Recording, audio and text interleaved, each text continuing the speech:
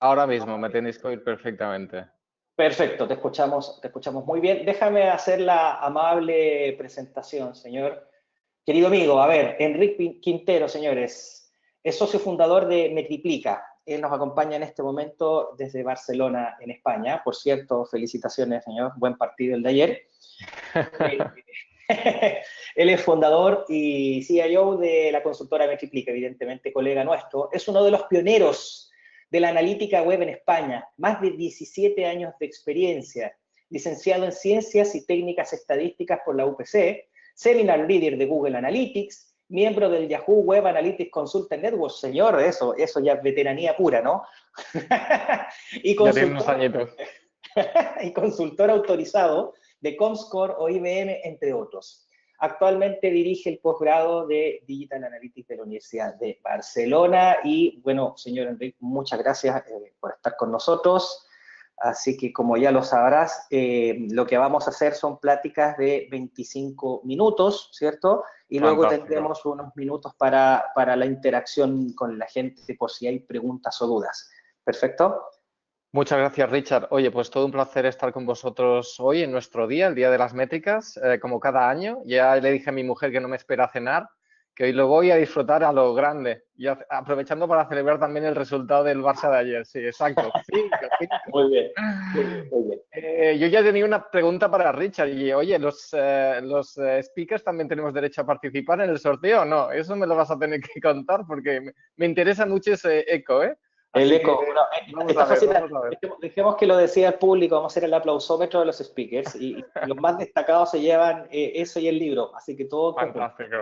Pues nada, seré un participante más y estaré muy atento a las charlas que se van a acontecer, que creo que muy interesantes.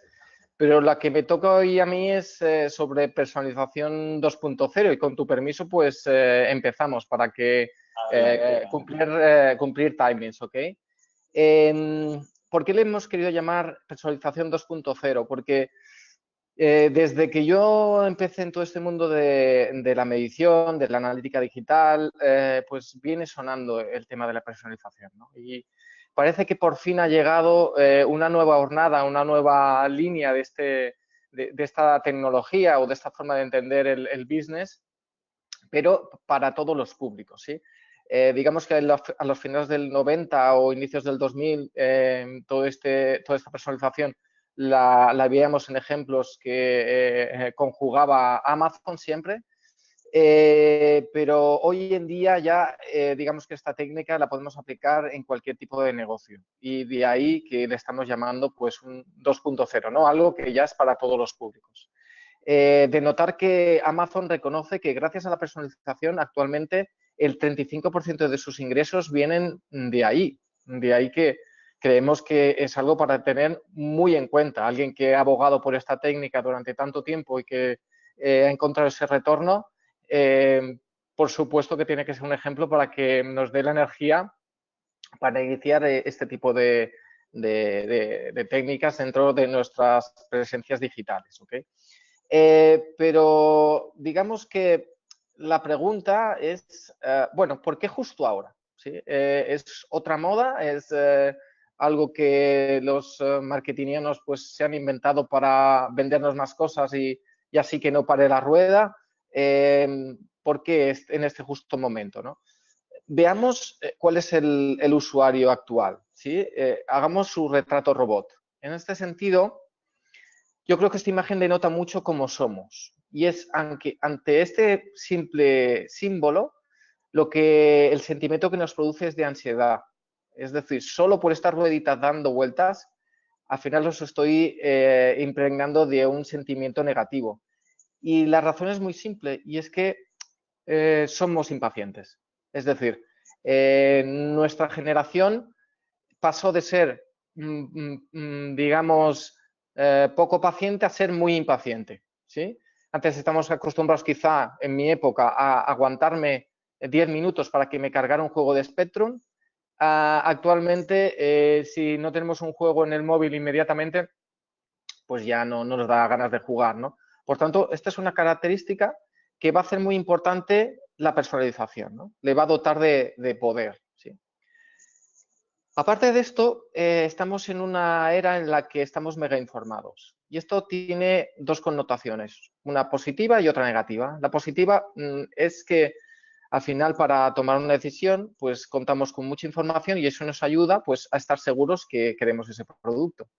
Por tanto, quien provea de más información, de más detalle, pues ayuda a que ese usuario tome la decisión.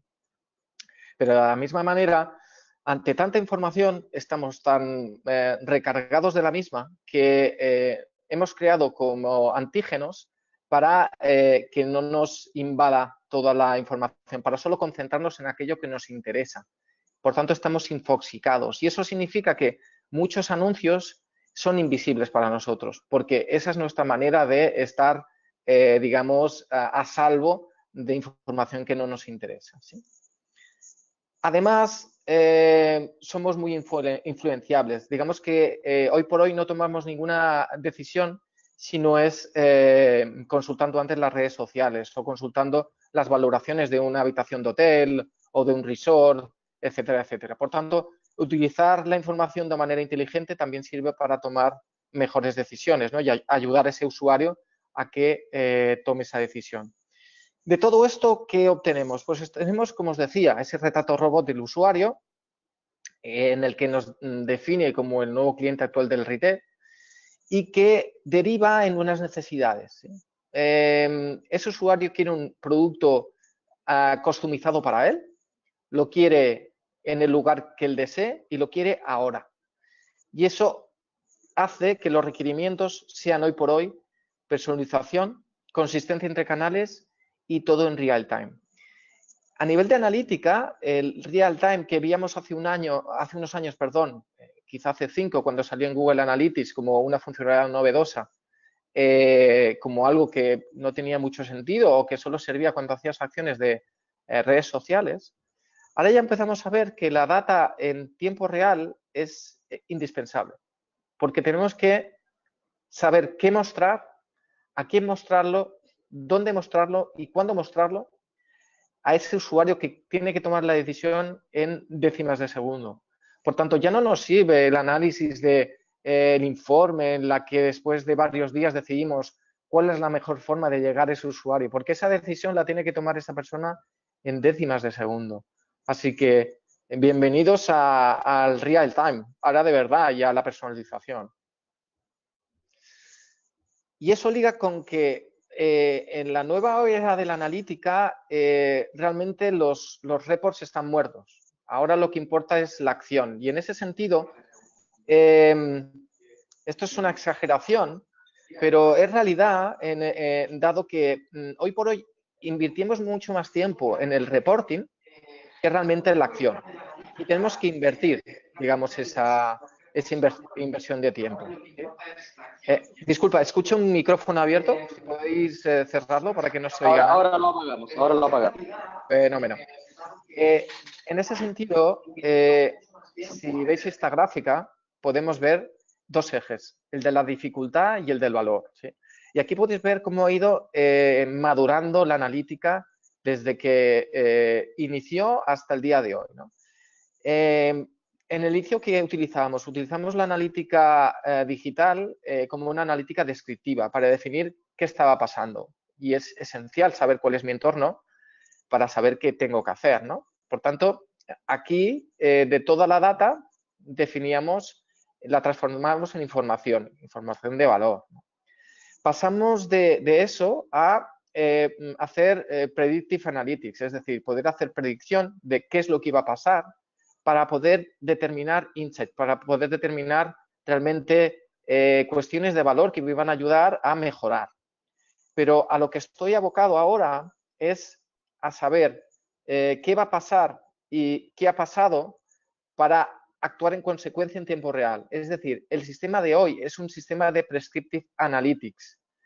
Ya me baso de lo que pasa y de lo que va a pasar para definir toda una serie de acciones de forma no supervisada. Y eso me ayuda a optimizar. Y ahí es donde está la personalización. ¿Sí? Además, ya no solo nos tenemos que fijar en el ratio de conversión. Siempre nuestra analítica ha estado muy concentrada en oye, ¿cómo puedo mejorar el ratio de conversión? Sino aquí lo que el foco es cómo puedo ayudar a que mejore el Customer Journey, el User Experience. Por tanto, ahora ya no solo es importante el destino, sino es igual de importante el camino, tanto para analizarlo como os digo, para mejorarlo. Porque en eso se basa la personalización. Ya no es como el CRO, que solo está, y digamos CRO como Conversion Rate Optimization, sino personalización entendida como que ayuda a la conversión, evidentemente, pero también ayuda a mejorar y tener un proceso excelente de usabilidad, ¿sí? De esa manera, creemos que hoy en día el Analytics y el UX están más unidos que nunca.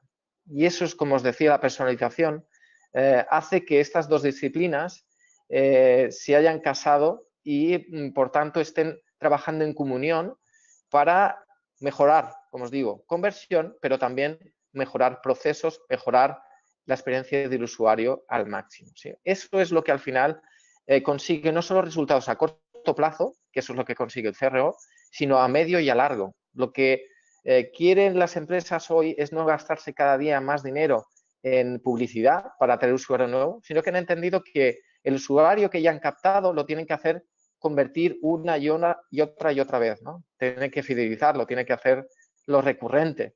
Y eso se consigue a base de medir bien, aplicar mejor UX, y eso de forma reiterada, de forma real time, con personalización. Ok, pero a nivel de resultados, ¿qué es lo que está consiguiendo esta tecnología, esta forma de hacer, ¿no? McKinsey, una de las consultoras de referencia, pues sitúa valores de mejora de revenue entre un 5 y el 15%, o mejora de la eficiencia del marketing entre un 10 y un 30% a nivel de costes de inversión. Por tanto, vemos que bueno, es muy significativo su impacto, ¿sí? De todas maneras, antes ya lo hemos dicho, ¿no? El foco ya no va a ser solo en ingresos, como lo podía ser el CRO, otra vez CRO entendido como algo que mejore el ratio de conversión, pero como técnica a corto plazo, sino que mejora la experiencia del cliente.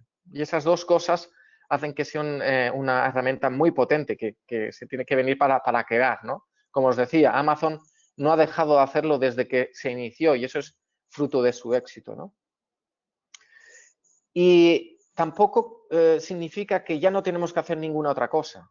Es decir, el espectro del marketing hoy en día es bien alto, es bien amplio, perdón, y empieza desde lo más global, intentando hacer más marketing y que sirve pues para tratar de aumentar ese awareness, sino que evidentemente técnicas de segmentación nos van a servir para ir aprendiendo y a partir de ahí empezar a dinamizar toda una serie de acciones más en tiempo real para ir al 1-1 de los usuarios, ¿sí?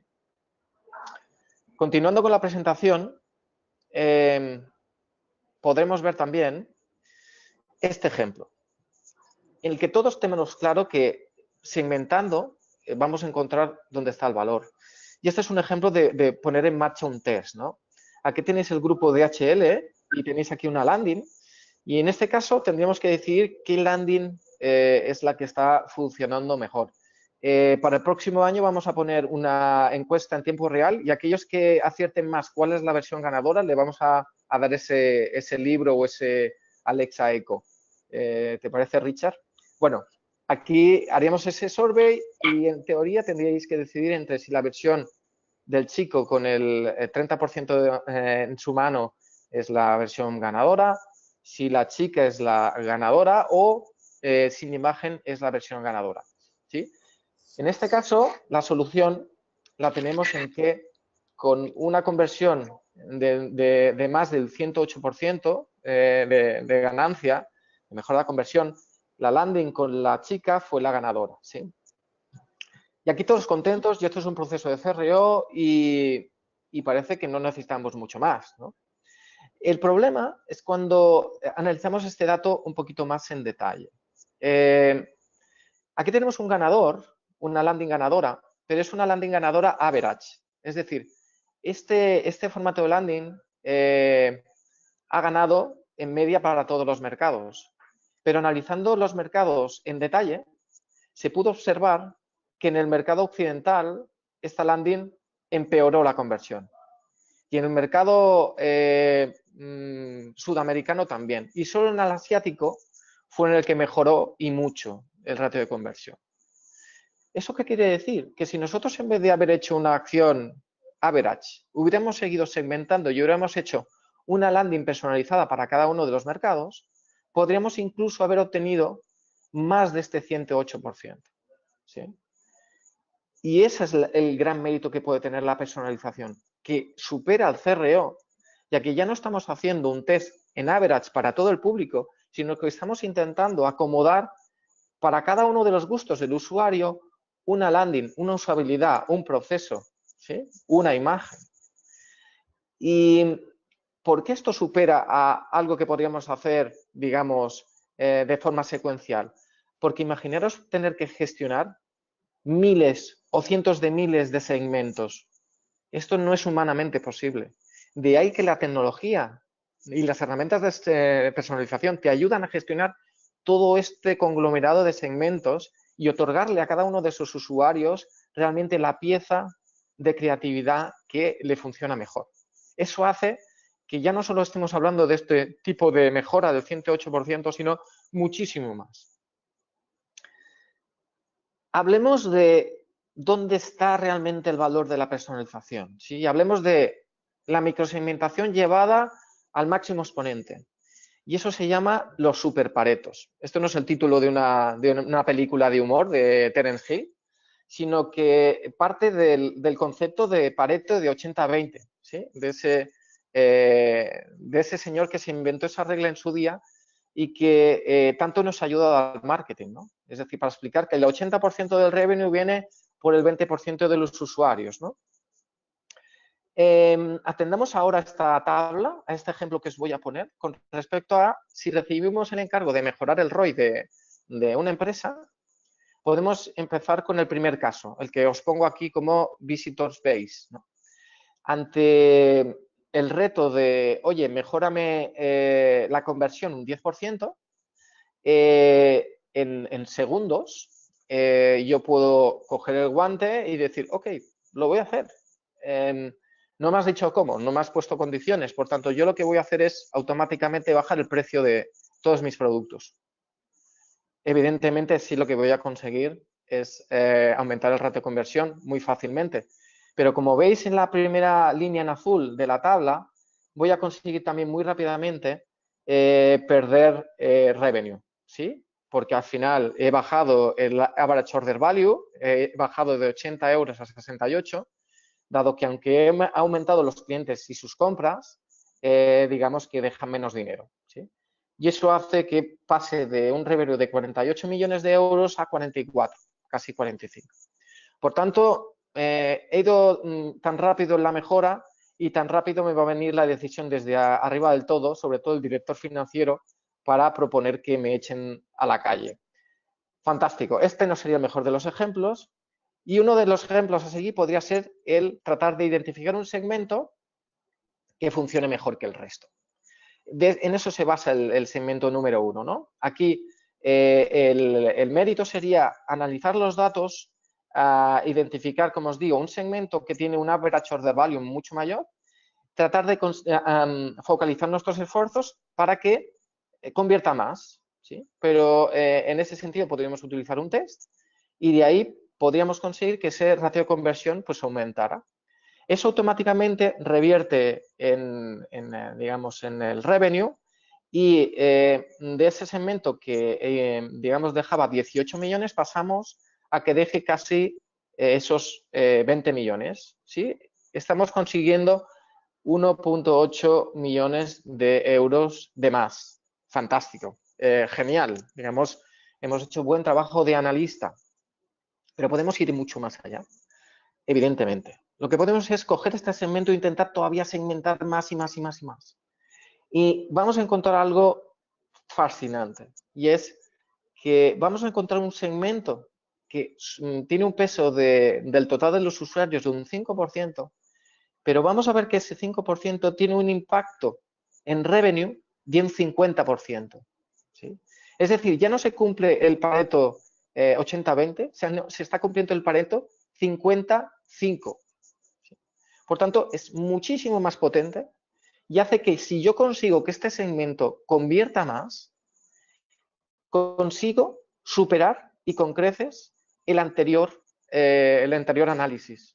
En vez de conseguir esos 1.8, ya parto con una mejora de 2.3 millones de euros, tratando de hacer una acción en un colectivo mucho más pequeñito que el anterior. Por tanto, puedo conseguirlo mucho más fácil. Ya no tengo que hacer que conviertan 15.000, de 15.000 a 16.500, sino solo tengo que hacer convertir de 4.000 a 4.400. ¿Sí? Solo tengo que impactar en 400 para conseguir esta mejora de más. Esto es lo que se consigue como, se entiende como super Pareto. Y aquí, para que se os quede en la retina el señor de la cara de Pareto, aquí le hemos dotado de superpoderes para conseguir ese segmento que realmente nos da ese mayor valor. Esto es lo que hace la personalización. Esto es lo que consigue la analítica llevada al máximo exponente. Estamos viendo estos ratios en gaming. Estamos viendo que el 0.25% de los jugadores de gaming generan el 50% del revenue de todos los sites de juegos online. ¿Sí? Por tanto, este Pareto, este super Pareto, ya ha roto ese 80-20 que estábamos acostumbrados, ¿no? Como os digo, esta es la gran facultad que hace la personalización. ¿Sí? Evidentemente, lo que hace es aplicarla no solo en el tema del comportamiento dentro de un site, sino dentro de una aplicación, dentro del email, dentro de las campañas. La personalización actúa en todos esos canales y, evidentemente, una de sus mayores virtudes es que está testeando todo el rato. Y ya no se hace como el CRO, en el que el testing está como muy secuencial. Aquí continuamente se está produciendo testing y a la vez, es decir, muchos tests a la vez. ¿Sí? Los ejemplos de mejora los vemos en multitud de ejemplos que tenéis aquí. Es decir, personalizar la home ya te puede dar un aumento de la conversión de un 5%.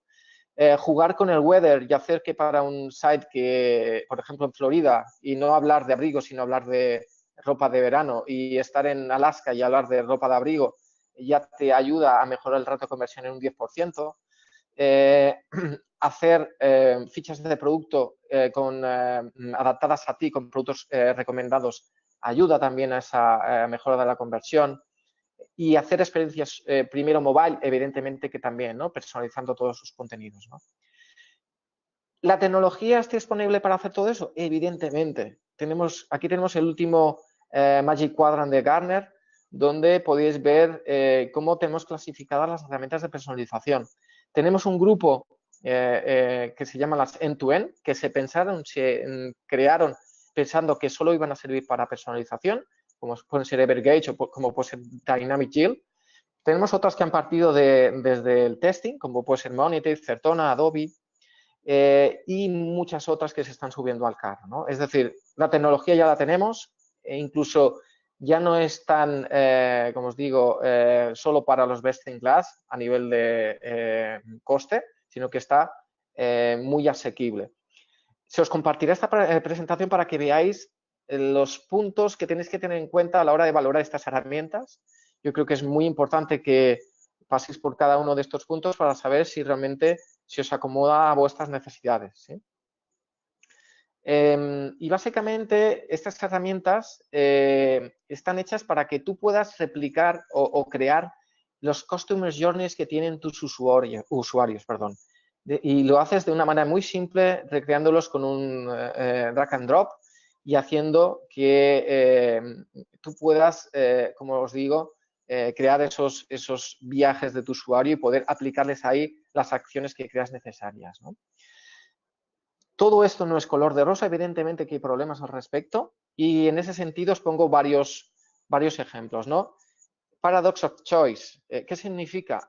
Significa que cuando estamos en una cesta de la compra, nosotros podemos personalizar esto que veis ahora a vuestra derecha, y es, te voy a poner un producto recomendado o un producto cruzado para que aumente la probabilidad de que lo añadas a tu carrito.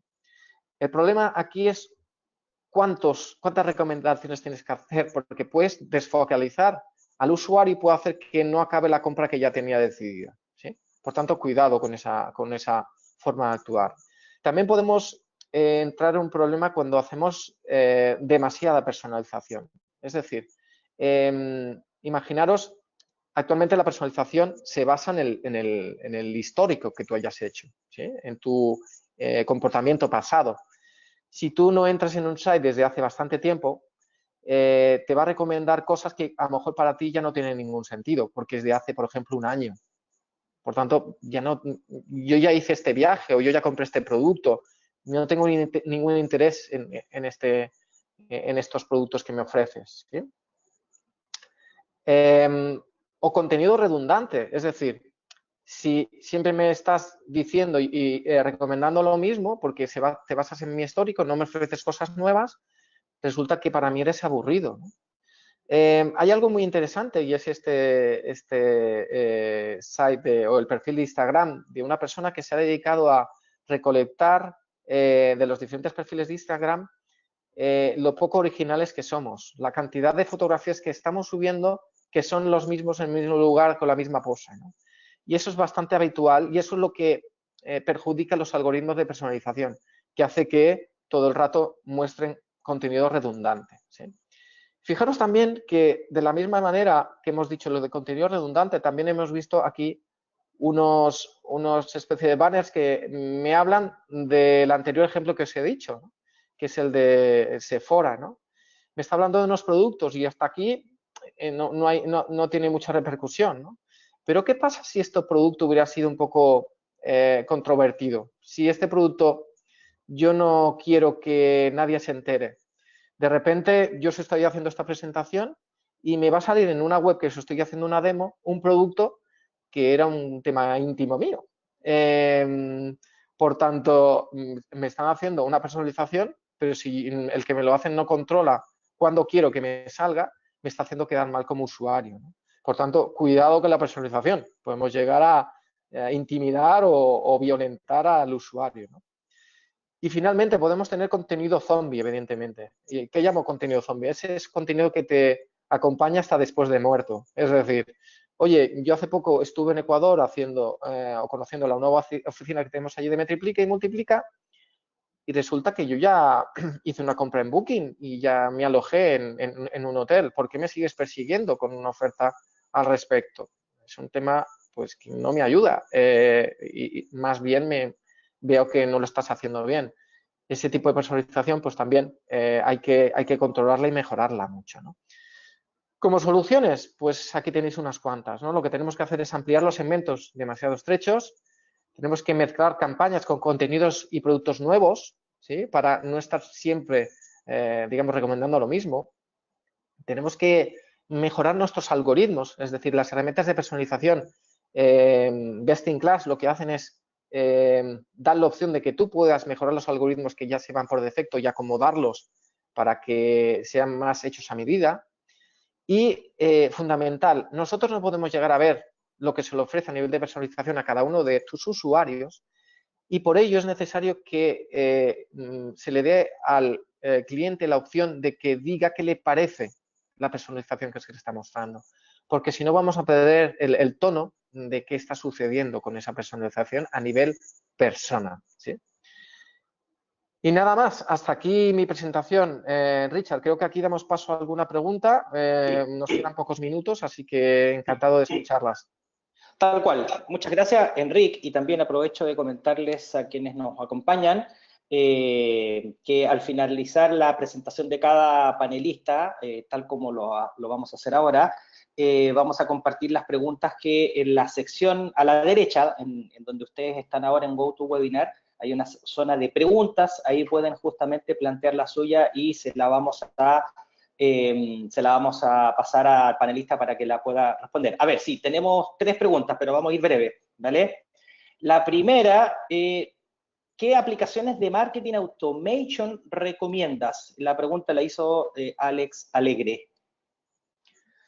A ver, digamos que marketing automation y personalización vienen muy de la mano, porque al final una cosa va a nutrir la otra, ¿sí? Es decir, ya viene embebido dentro de las herramientas de personalización, pues toda una serie de módulos que te van a ayudar para hacer acciones de campañas por email, pues mucho más automáticas. De ahí que tiene todo el sentido que las herramientas de personalización y las de marketing automation estén integradas, ¿sí? De esa manera, tú vas a poder poner las reglas que ya utilizabas en tu marketing automation dentro de tu herramienta de personalización. De ahí que tiene que haber una convivencia. Evidentemente, si la herramienta de personalización no está al tanto de los otros tipos de automatizaciones que se están haciendo, es cuando pierdes un poco el norte. La recomendación es que estén orquestadas por una única tool. Si no, como os digo, no salen buenos resultados. ¿Ok? Perfecto, buenísimo. Siguiente pregunta y avanzamos. ¿Cómo afecta la personalización en la analítica que vamos recogiendo de forma diaria? Esta la hace Michael Hurtado. Pues fíjate que sí que afecta y mucho. Es decir, aquello que estamos acostumbrados a hacer los analistas, que era básicamente analizar un comportamiento y ver qué sucede, claro que ahora viene afectado porque no todo el mundo está recibiendo el mismo comportamiento en el site. Así que algo que vemos en average quizá no tiene nada que ver con la realidad. Es por eso que siempre que tenemos que poner en marcha personalización, tenemos que crear un grupo de control.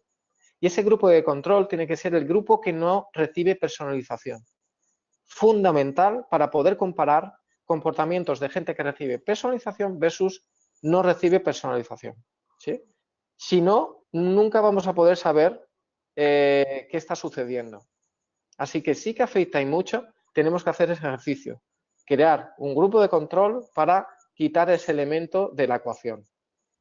Perfecto. Y te voy con la última, que esta la encuentro también interesante. ¿Qué futuro le depara al consultor de analítica o al data scientist si parece que todas estas tools, está buena, que todas estas tools de personalización e inteligencia artificial lo hacen todo? Pues eso es una reflexión que nos hacemos, que nos hemos hecho evidentemente desde Metiplica, pero es el futuro y el futuro va para sustituir muchas de las cosas que se hacen hoy a mano, ¿sí? Para ir mucho más deprisa. Se van a recortar los tiempos gracias a las máquinas y van a identificar los insights mucho más rápido que nosotros. Lo van a hacer gracias a la estadística. Pero lo que no van a poder hacer las máquinas es tener la creatividad como la tenemos los humanos.